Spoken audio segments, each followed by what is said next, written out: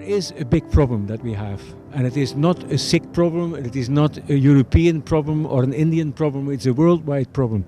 We seem to have the only measure, the only value we seem to have is Maya, is money, is rupees, is euros, is dollars. Yeah? And I know what you were saying just now. I know a man from East London. He said in a meeting a couple of years ago, we have come from Panjab.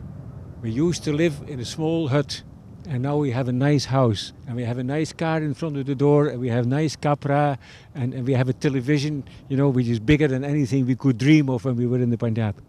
But we lost Sikhí. Yeah? And that is sad. Yeah? And again, I've tried it all. I've tried the drugs, I tried the drink, I was in business, and I tried to make money my standard in life.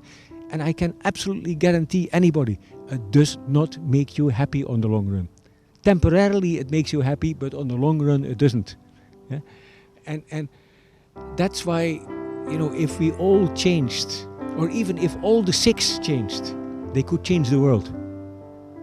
Yeah? But as far as it is now, many people in the Sikh community, both back in Panjab and in what you call the diaspora, they don't live by spiritual values. You go to a Gurdwara, how you can recognize a European Gurdwara? At the number of Mercedes and Audis and BMWs that are parked outside the door. Yeah? Because that has become our new value. Yeah? And it's wrong. It's just wrong. The Guru doesn't like poverty. Yeah? We don't want to go the other way around either. If you are poor and you have to think all the time of the next roti, yeah, then you're also obsessed by Maya. So that is no good either. But like the Buddha talks about the middle way, and I think that is the appropriate term. We need to have our basic needs, because if we don't have our basic needs, then we have to think about how to get them all the time, and we can't live a spiritual lifestyle. But if we have too much, that is also no good.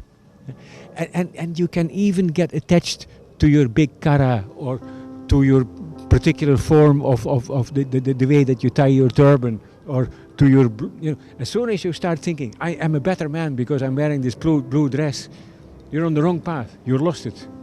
Yeah? You've fallen off that sharp edge of the sword. Yeah?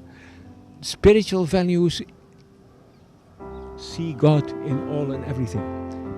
God and creation are one. You are part of God. I am part of God. You are part of God. Both our spirits, our minds, our atma come from God, but also our physical bodies come from God. Yeah? This is God. Yeah? That nice squirrel there, the wooden squirrel is God. Yeah? Everything is God. And if you follow Guru's teaching, then you start feeling this. Yeah?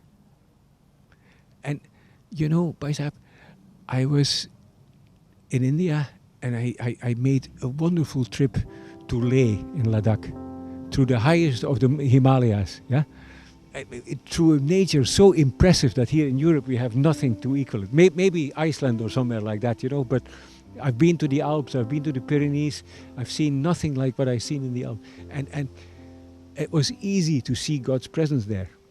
But as I progressed, do you know Chandigarh? Yeah? In Chandigarh you have all these wonderful big houses and many canals of land around it. But just outside you have the jugis. Yeah? And in the jugis you have no bathrooms. Yeah? Some of the houses in Chandigarh have one bathroom for every bedroom. They have no bathrooms. The houses in Chandigarh, they tend to have all kind of ventilation systems and airco and what have you. The airco in the jugis is all the holes in the jugi. Yeah? And it stinks there because there is no toilet, and there is not even the male and the female field as you have in the Pint. The people just pee and poo all over the place. Yeah? And children are growing up there. Yeah? But still, God is there. And there is, in a way, there is beauty in there as well. Yeah? If you can see God in everything, then you're getting somewhere. I am not a follower of the American yogi, but the yogis have coined one phrase, which is one of my favorites. If you do not see God in all, you will not see God at all. As soon as you keep talking about the Muslims, the Somalians, the Ramgarias, the Ravidasis, yeah, you're on the wrong path, because they're all the children of God. Even if 99% of a certain group was thoroughly bad, you would still have to allow for that 1%.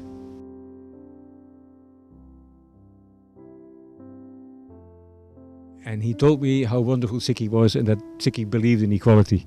Then the next thing I hear is that he married off his daughter, more or less against her will, to a person only because he was a Jat and the daughter had to marry another Jat.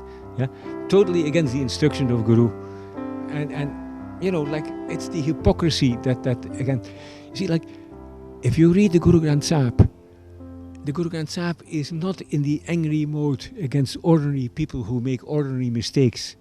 Where the Guru Granth Sahib gets in the angry mode is, for instance, you know, you're a pandit and you proclaim to be a holy man, and behind everybody's back you do all kind of sneaky and dishonest things. Yeah, same goes for you know, I'm an Amritari Sikh, and imagine that at home at night I would be drinking the old bagpiper whiskey every night. You know, stuff like that.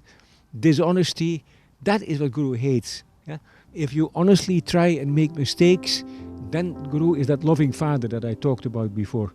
Yeah? And there is a lot of stuff in the simple Shabbats that you read every day. You know, like in the Anand Sahib, the one that I quote so often is, the road to God is as narrow as the cutting edge of the sword. And it is.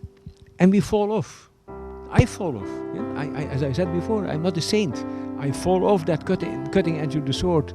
But I don't go and sit and weep in the corner. I try to remain in Chardikala, climb up again and try again. That's the Guru's hukum. Yeah? Guru knows that we make mistakes, and Guru says about himself, "Hame niche karama," or "Main murke hai," and things like that. Yeah? So we make mistakes, but we don't get sad and discouraged. We just try again. Yeah? That is being in Chardikala. The best situation I've ever been on sort of making speeches to people was when I'm at the London School of Economics, which is a school for a university for extremely clever people, yeah, who asked extremely good questions. And the title of my lecture was Sikhí Works. If you apply Sikhí to your life, if you apply the Guru's teaching to your life will improve. I guarantee you that. This is not, you know, some you know, give me X or X rupees and I will pray for you. No. You have to do it. You have to change your life. And if you do that, you will have the profit.